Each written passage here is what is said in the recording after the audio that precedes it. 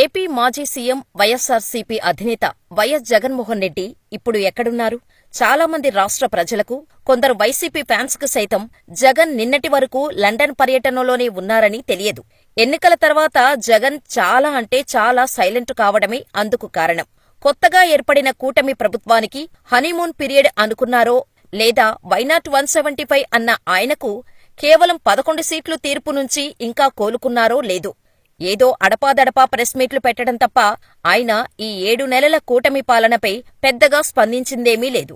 జగన్ అసమర్థతనో, ఆయన వైఫల్యాలు అంటూ ప్రశ్నించటం కాదు, ప్రజాస్వామ్యంలో ప్రభుత్వ తప్పిదాలను ప్రశ్నించటం, హామీల అమలుపై పోరాటం చేసేందుకు ఓ బలమైన ప్రతిపక్షం కావాల్సిన అవసరం ఉందని దానర్థం. ఈ 6-7 నెలల కాలంలో వైసీపీ అధినేత జగన్ ఎన్నో ఒడిదుడుకులు ఎదుర్కొన్నారు. అత్యంత ఆప్తులు అనుకున్న వాళ్లంతా ఒక్కొక్కరుగా పార్టీకి దూరమైపోతున్నారు. కొందరు పదవీకాంక్షతో టీడీపీ, జనసేనల్లో చేరితే, మరికొందరు కూటమి ప్రభుత్వంలో చేరి సైలెంట్ అయిపోయారు. వైసీపీ ప్రభుత్వం అధికారంలో ఉన్నప్పుడు మాటల దాడి చేసిన గుడివాడ కొడాలి నాని శీతాకాల సుప్తావస్థలో ఉన్నారా అనిపిస్తోంది. మరోవైపు మాజీ మంత్రి పేర్ని నాని పీడీఎస్ బియ్యం స్కాములో లాకైపోయారు. మాజీ మంత్రులు గుడివాడ అమర్నాథ్, ఆర్కే రోజా మాట్లాడితే భారీ ట్రోలింగును ఎదుర్కోవాల్సి వస్తోంది. అన్నిటికంటే పెద్ద షాక్ ఈ వారం తగిలింది. పార్టీలో నెంబర్ 2గా ఉన్న మాజీ ఎంపీ విజయసాయిరెడ్డి పార్టీనే కాదు, రాజకీయాలనే వదిలేశారు.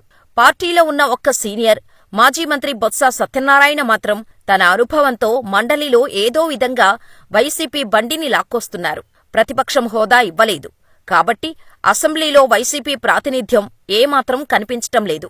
పరిస్థితి ఇలా ఉంటే సూపర్ 6 హామీలతో అధికారంలోకి వచ్చిన కూటమి ప్రభుత్వం చేస్తాం అన్నవన్నీ చేసేస్తాం అని చెప్పే పరిస్థితులు లేవు.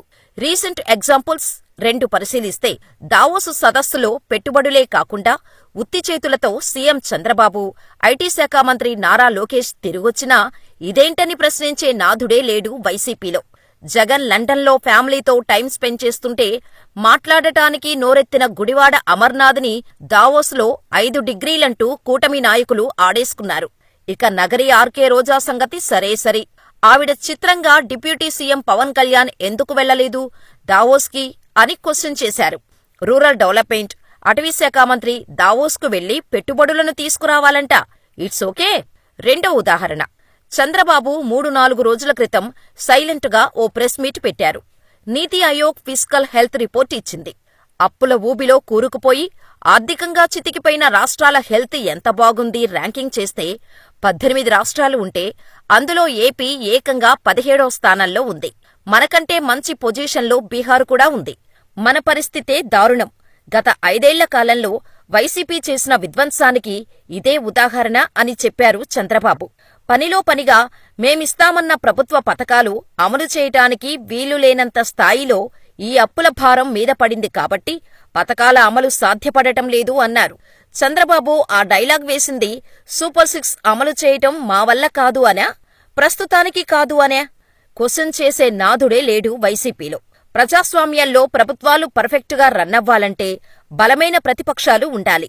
మాకు అసెంబ్లీలో అపోజిషన్ రోల్ ఇవ్వండనో, 11 సీట్లతోనో హోదా పేచీ పెట్టిన జగన్ అసెంబ్లీకి వెళ్లటం మానుకున్నారే కాని తనకు బలమైన మరో దారి ఉందని ఎందుకు మర్చిపోయారో తెలియటం లేదు. ఇన్ఫాక్ట్ అర్థం కావటం లేదు. జగన్ గ్రాఫ్ చూస్తే రాష్ట్ర విభజన పూర్తయి ఇక్కడ పాలన ప్రారంభించే టైంకి ఆయన పార్టీకి అంతకుముందు ఉన్న చరిత్ర కేవలం 2. వాళ్ళమ్మ పులివెందల ఎమ్మెల్యే, ఆయన కడప ఎంపీ, అంతే. అక్కడి నుంచి మొదలైన వైసీపీ ప్రస్థానం 2014లో కీలక ప్రతిపక్ష పాత్ర పోషించి 2019 వచ్చేసరికి 151 సీట్లు గెలుచుకొని చరిత్ర సృష్టించే స్థాయికి ఎదిగింది. ఎవరు అవునన్నా కాదన్నా అదంతా జగన్ చరిష్మానే. టీడీపీలోలాగా వైసీపీకి లీడర్లు ఉండరు. ఉండేవాళ్లంతా జగన్ ఫోటో పట్టుకొని గెలిచినవాళ్లే. సీమలో పెద్దిరెడ్డి రామచంద్రారెడ్డి, ఉత్తరాంధ్రలో బొత్స సత్యనారాయణ లాంటి వాళ్లు తప్ప ఇంకెవరూ జగన్కు చెప్పకుండా మాట కూడా మాట్లాడలేని పరిస్థితి. ఆ స్థాయిలో వైసీపీపై జగన్ పట్టుంటోంది. మరి అంత పట్టున్న నాయకుడు ఇప్పుడు ఈ స్థాయిలో సైలెంట్ అయిపోవటానికి కారణాలేంటో తెలియక సగటు వైసీపీ కార్యకర్త ఆవేదన అంతా ఇంతా కాదు. సరే, జరిగిందేదో జరిగింది. ఈ ఫిబ్రవరి జగన్ 2.0ను చూస్తారని, ఆయన జిల్లాల పర్యటన చేసి మరోసారి పాదయాత్ర టైం ఊపుతో జనాలతో మమేకమవుతారని వైసీపీ ప్రచారం చేసుకుంటోంది. మరి లీడర్లు దూరమైనా జగన్ మళ్లీ పవర్ఫుల్ కంబ్యాక్ ఇస్తారా? ప్రజల్లోకి వెళ్లి చంద్రబాబు ఇచ్చిన హామీలను నెరవేర్చాలని ప్రజల గొంతుకగా మారి అడుగుతారా? పులివెందుల పులి అని అభిమానులు పిలుచుకునే పిలుపునకు న్యాయం చేస్తూ తనదైన శైలిలో దూసుకెళ్తున్న డిప్యూటీ సీఎం పవన్ కళ్యాణ్ను ఢీకొడతారా? పులివెందుల పులి పంజా విసిరే టైం ఫిబ్రవరి నుంచి మొదలు కానుందా? ఏపీ రాజకీయం ఎంత రంజుగా మారనుందో తెలియాలంటే కొన్ని రోజులు వేచి చూడక తప్పదు.